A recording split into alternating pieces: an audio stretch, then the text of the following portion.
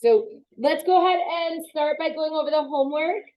Last night you had to do page 12. I did tell you did not have to do steps 1 and 2. So for this first group, now we didn't talk about hotspots yesterday. That's actually the very first thing we're going to talk about today. But I did show you that on the reference table, hotspots are shown with this little starburst symbol. And all you had to do was go to the plate, they said. So on the Pacific plate, here's the Pacific plate. There's the Hawaii hotspot.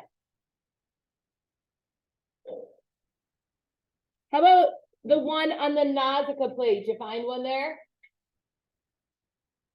Yep, right there. There's the Nausicaa plate. There is the Galapagos hotspot. How about the Eurasian plate? Did you find one there? Iceland, right there. It is hiding a little bit. It's the Iceland hotspot, the only one on the Eurasian plate. And did you find one or possibly two on the African plate? Yeah, that stands for St. Helena hotspot and the Canary Islands hotspot. You do whatever you gotta do. Pronunciation and spelling is not super important today. All right, now number 4 said name the 2 plates located on either side of the following trenches. So the first one was done for you, but here's the alluvian trench right there. So they wanted the name of the plates that are on either side of that. So on one side is the Pacific plate. On the other side, this is the North American plate here. So then the Mariana Trench, it's right there. So again, we have the Pacific plate on one side and the Philippine plate on the other. Tonga Trench, again, Pacific plate, and on the other side of it, some people may have said the Fiji plate, but it's not the Fiji plate that's on the Tonga Trench. It's the Indian Australian plate. And then finally, the Peru-Chile Trench right there. So we have South America and Nausicaa again. Number 5, it was the same idea, just on different sides of ridges. So the first one, again, the East Pacific Ridge right here. On either side of that, you had the Pacific and the Antarctic plate. Now, the Mid-Atlantic Ridge had multiple different answers. One could have been Eurasia and North America. One could be African and North America, or South America and Africa. They all are on either side, so as long as you had one of those answers. The Southwest Indian Ridge, that's right here. So we have this plate. What is this plate? There's no name here. This plate right here. Yes, it's the African plate. Remember, this line, this 20 matches up with this 20. It's the same plate. So even though it's not labeled over here, it's labeled over here. So we have the African on this side and the Antarctic on this side. The Southeast Indian Ridge right here, we have Antarctica, or the Antarctic plate and the Indian Australia plate. And the Mid-Indian Ridge right here, again, Africa and the Indian Australia Ridge. Then they just wanted you to draw the symbol for convergent plate boundaries. So you should add a line with some boxes on it. The complex or uncertainty is just a dotted line. Divergent, you had to try your best to draw this symbol. And transform plate boundary, they just wanted a line with arrows sliding past each other. Finally, draw the symbol for a mid-ocean ridge. So all you had to do is go find a mid-ocean ridge. All of them all have the same symbol as a divergent plate boundary. So a ridge is just a divergent plate boundary. Now, James, you were asking something about subduction, weren't you? Yeah, I never filled in. You what? Never filled in. You never filled in subduction yesterday? I got it. Oh, you got it? Okay. All set. Does anybody have any questions on last night's homework? I feel it was pretty straightforward. Probably the hardest part would be finding everything. And tonight's homework is going to be a little bit more of the same. If you could turn, and you're going to have plenty of time to do it in class too. So if you could turn over to page 13. 13 is going to be homework, but we're going to cross off this entire table here. So we're not doing question 14. So tonight's homework will be pages 13 and 14, but you will get plenty of time today to work on that in class again. So again, we just need to go back to page 11 and get a little bit of the last notes for this this section out of the way. It will only take a few minutes.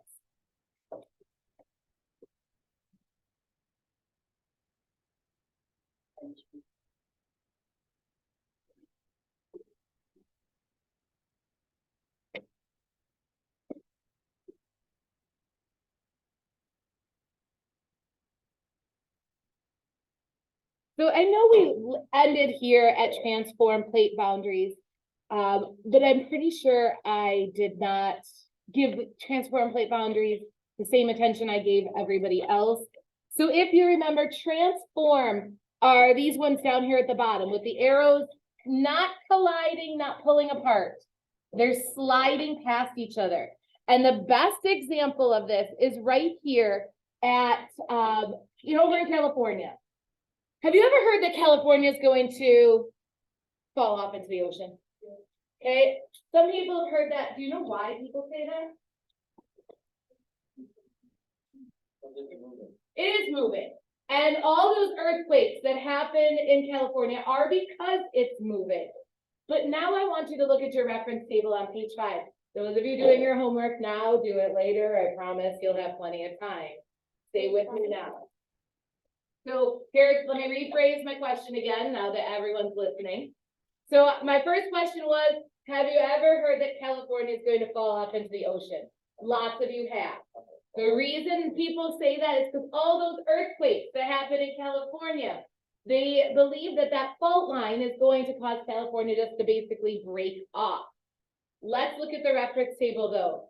Is that what's happening? Hey, if anybody has their phones or AirPods in, they need to be removed. Okay, stay with me. So now we go back here one more time. What is actually going to happen up here in California? Is California going to flop off into the ocean? No. Nope, where's it going? Okay, well, that's not where the Oregon Trail was, but I like the sense of humor anyway. Notice this little chunk of California is headed in the opposite direction of North America. So California is not just going to flop off into the ocean. Where is it actually going to go? Canada. Okay, that little section of California is now moving and headed towards California or Canada. Why do they both have to be seas? Yeah, I mean, we're not talking like tomorrow, but in a couple million years or a couple 100 million years, it might be up in Canada. Remember, it's going at about the speed that your fingernails grow. So just a couple pictures here next.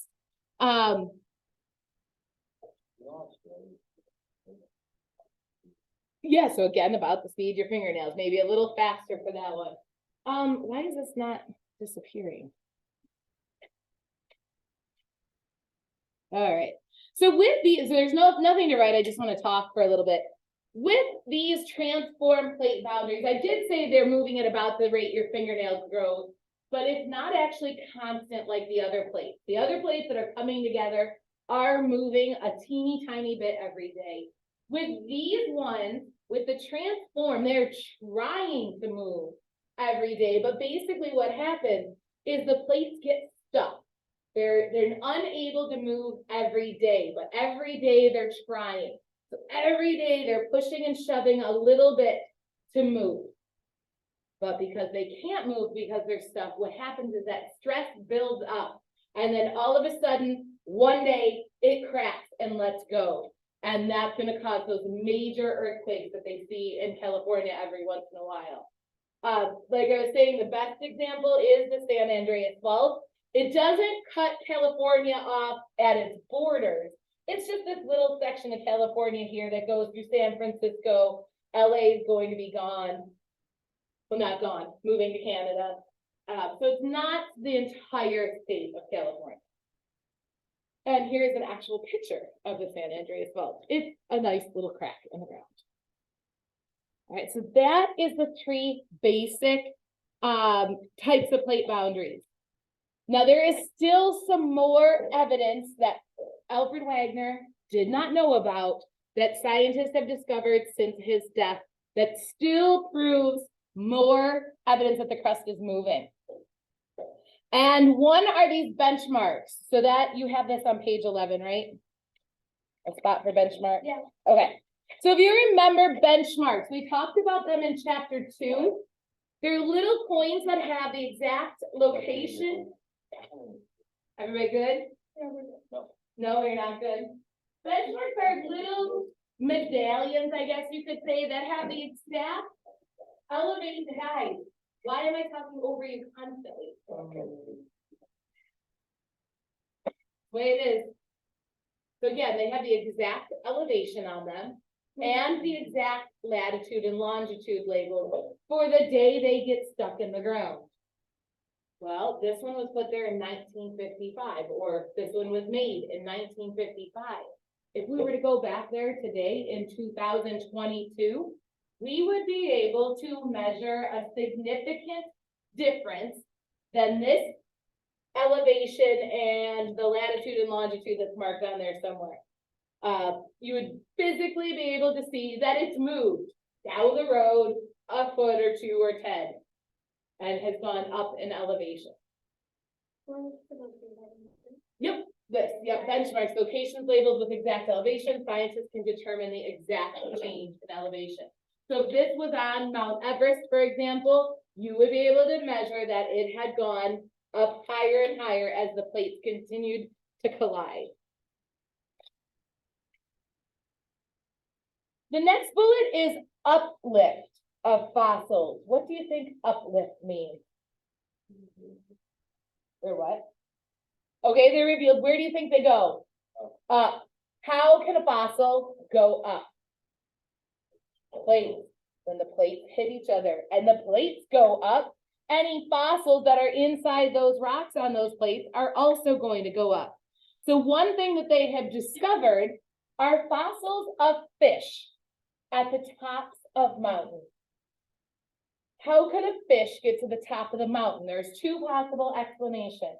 One, the sea level was that high. No, there's not enough water to make that happen. So the only other explanation are those rocks used to be at the bottom of the ocean. A fish died, became a fossil on the bottom of the ocean, and then those rocks went up to the top of a mountain. Huh? No, so it's not the water level. It's not that the water used to be as high as the mountains. There's not enough water for that to happen. What happened is huh? Right, the plates made the mountain. So the plate used to be underwater. A fish died, became a fossil on that plate, and then since then, the plate's gone up the mountain when it hit another plate. So there are fossils of fish in the Himalayan mountains. The only explanation for that is that those plates used to be underwater. The opposite of that is true, where it says subsidence of fossils. What have we already determined sub means? Down or below. So now these fossils are going below. So the fact that there are shallow water fish buried deep in the ocean floor. So example of this would be like a coral reef fossil. We know that coral reefs don't grow in deep water. They're more of a shallow water thing. So the fact that now these shallow water species are found deep under deep water, what has happened is what used to be shallow water has now dived below the ocean into a deep area, so down here. Again, proving that the plates are moving around.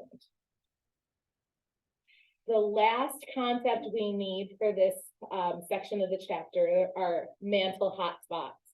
We talked very briefly when we were going over the homework where hotspots are. But what do you think they are? A hot spot. Not really. Okay, so a hot spot has something to do with a volcano. It's literally a spot that's hot. So a hot spot is a place where magma is coming up through Earth's crust. It's not at a plate boundary. Normally, only activity happens at plate boundaries. Mountains, volcanoes, earthquakes. A hotspot is a random spot in the crust where lava is able to get through.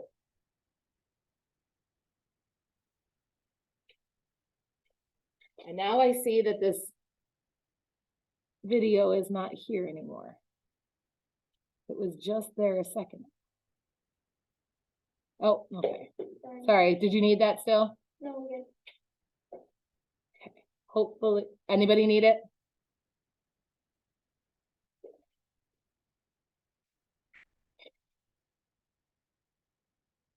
Okay, let me see if I can make this next video work. Well, I'm not there yet.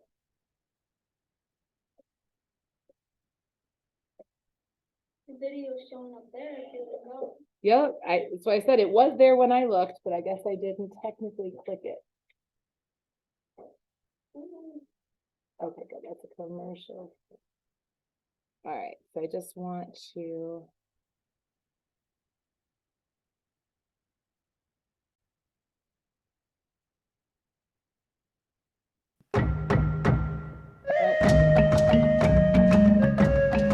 A hotspot is a localized source of high heat energy Okay, that sustains Try this volcanism. again. That's cool music. That is A cool. hotspot is a Okay. localized source of high heat energy that sustains volcanism. It is not an isolated shallow. Okay, sorry, let me explain why I'm showing this video. This is a concept that, yes, it's a hot spot where lava leaks up through the Earth's crust. I can't really show it to you because you can't go underground and look at it. So this video has a nice little animation that shows how a hot spot works. I'm going to be rewinding it and talking a little bit too, but I'm going to let you watch it first all the way. Magma reservoir beneath the crust, nor is it a pipe of magma that streams from the outer core.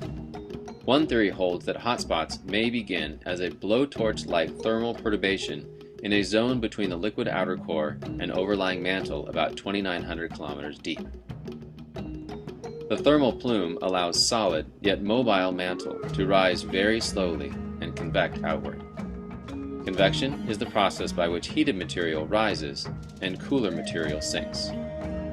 Although magma may be generated as deep as 1,500 kilometers, individual blobs do not traverse the entire mantle. Let's zoom in to look at the onset of hotspot volcanism beneath a moving plate. Okay, so pay attention As to each this. pocket of melt stalls, its heat is transferred to adjacent rock. This transfer continues to the base of the tectonic plate, where decreased pressure facilitates rock melting. The magma that forms at the base of this plate rises through the plate in a network of cracks and shallow chambers and erupts on the surface.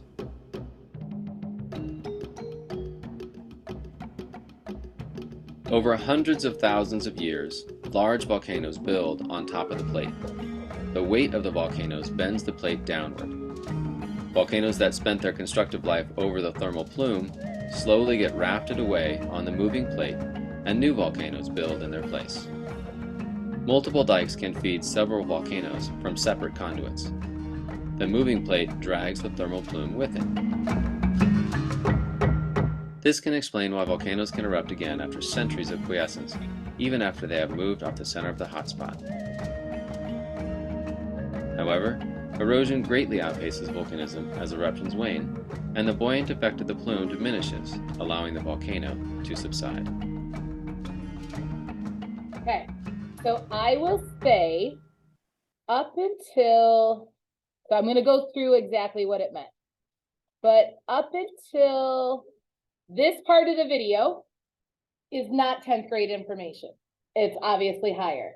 Those of you doing your homework, I'm going to rip it up and make you have a 0 if you're not paying attention. So again, up until here, it was not important what was in the video. Yes, it's important to someone, but not to you guys. So how a hotspot forms, not something you need to know. But what you do need to know is what happens at that hotspot.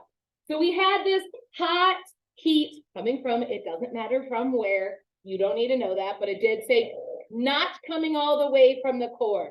It has that blowtorch effect, again, not super important. We have this hot lava coming up through the crust in an unexpected place. Normally, only volcanoes form at plate boundaries, but here we have it in the middle of the crust. So here's that hot area coming up. The lava squeezes its way through the ground through the crust, and it starts building up and piling up and making a mountain, an underwater mountain that gets so tall that it starts to peak up out of the water. Hawaii is nothing more than a volcano whose igneous rock piled up so much it made an island. So you can see that this mountain or island right here is forming over the hot spot, but then the plate moves. What happens when the plate moves? What else moves? The island moves. So the island moves a little bit. So that's where we get here. So you can see the island is moving across the screen. So in this case, this was the original volcano. That has now moved from over top the hot spot, and a new island is starting to form. So can you tell from looking, could you tell which mountain is the oldest? How can you tell which mountain is the oldest? The one towards the left. The one farthest from the hot spot is the oldest. The one currently over the hot spot is the youngest. It's the one still being formed today. And these mountain chains are just going to keep going and going across the board until you get to a whole chain of islands. In case you didn't know that, Hawaii is not one giant island. Hawaii is a bunch of little islands. So the state of Hawaii has a bunch of little islands that make up that state. One island is called the island of Hawaii. The other islands have other names. So again, with a hot spot, because the hot spot stays still and the crust moves on top of it, you're going to end up with this chain of mountains. The youngest one being over the hot spot currently, the oldest one being farthest away. What's going to happen now that we have this mountain chain here at the end of the movie? What's going to happen as this keeps moving? What's going to keep happening? It's going to keep moving and moving. These islands are going to keep moving farther away, and new islands are going to continue to form at the end of the chain, or I guess it might be the beginning. I'm not sure which way you want to look at it. So that it's just going to keep happening and happening and happening. And that is exactly what is happening even today at Hawaii. So Hawaii is here in the middle of a plate. Again, that's weird because it's not on a boundary. Normally, exciting things like volcanoes, earthquakes, and mountain ranges only happen on the boundaries. But for Hawaii, because it's a hot spot, it's happening in the middle of a plate. So what I want to do to kind of cement this stuff in your head is turn to your homework on page 14. In fact, I think I have it better on a slideshow here. So there's technically only the one active area, the hot spot, but as that said, it can kind of feed into other ones. And actually today, this week, this month, Hawaii is currently there's like an active lava flow, and I'm going to try and find some videos of that to show in a minute. But I want to real quick get going on your homework, which is this. So this is on page 14. It says the diagram to the left shows the bedrock age and the present location of the Hawaiian island chain. These volcanic islands have formed as the Pacific plate has moved over a hot spot. So they're saying right here is the active hot spot.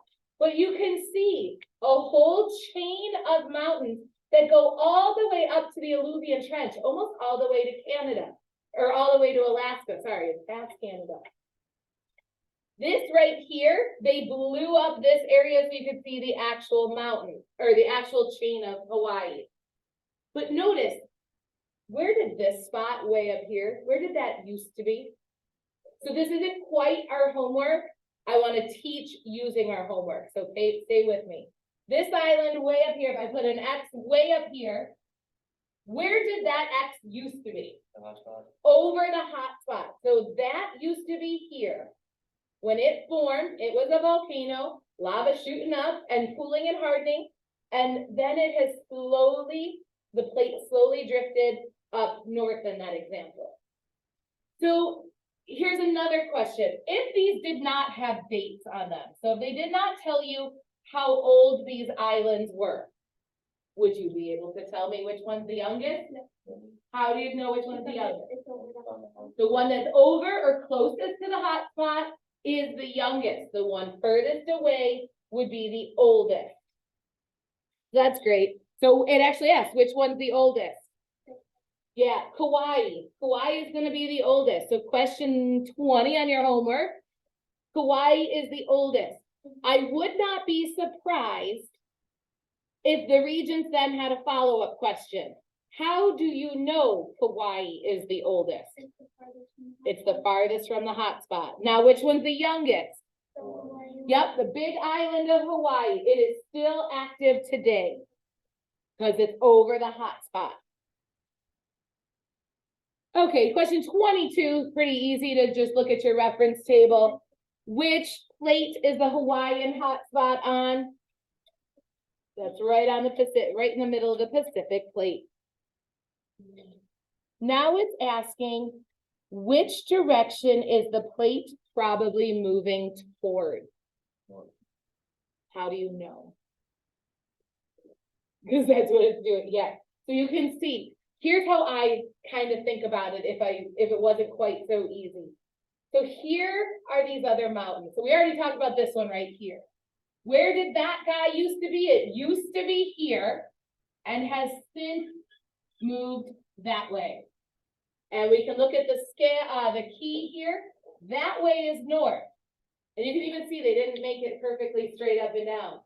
So this plate is moving north, maybe a little northwest. North or northwest, yep. Now here's the next question. It's a think about it question. So I want everybody to answer it on their paper first without saying anything out loud. Make an inference, so a guess based on observations, on why the island of Hawaii is larger than any of the other islands. There's multiple right answers.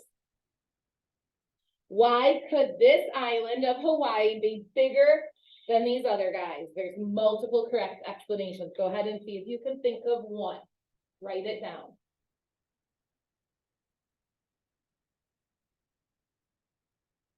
Those of you not writing, did you already do this?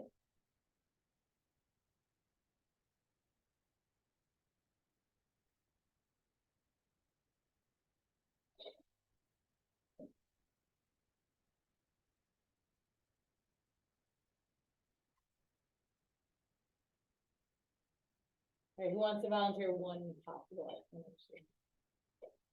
Don't make me comment. That could be one. That is one perfectly excellent inference.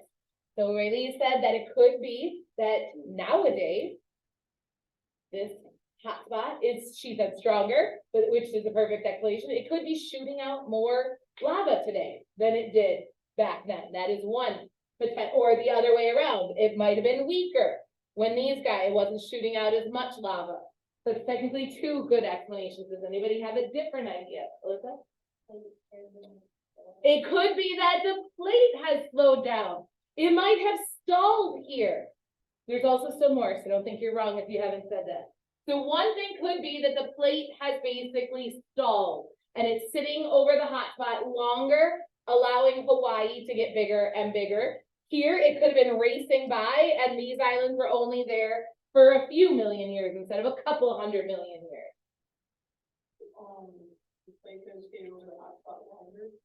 Yeah, that's what Elizabeth said. Yeah, or moving slower. So it stayed over longer because it's moving slower. Yep, perfect. There still is some more explanation. And I know we haven't covered this concept yet in earth science, but what happens when something's sitting around for 3.8 to 5.6 million years? Erosion happens. These are islands in the middle of the ocean that get pounded with waves, rain, wind. These islands have had time to get worn down. Whereas Hawaii, it's brand new. It's not getting worn down. So any of those explanations are awesome. And question 25, another island is forming in the same area. Looking at the chain of existing islands, infer where the new island will be. South of Hawaii, how did you word it? Over the hot spot is another good way. So right behind the chain is another good answer. So just to the southeast of Hawaii would be the new island because that's where the plate is going to be next. All right, so that is hot spots. Most of the time they make it about Hawaii, but they could make it about any hot spot. It works the same way. So you basically finished page 14. You do have to go back and do the questions on page 13 if you haven't, but we are done. Starting earthquakes tomorrow.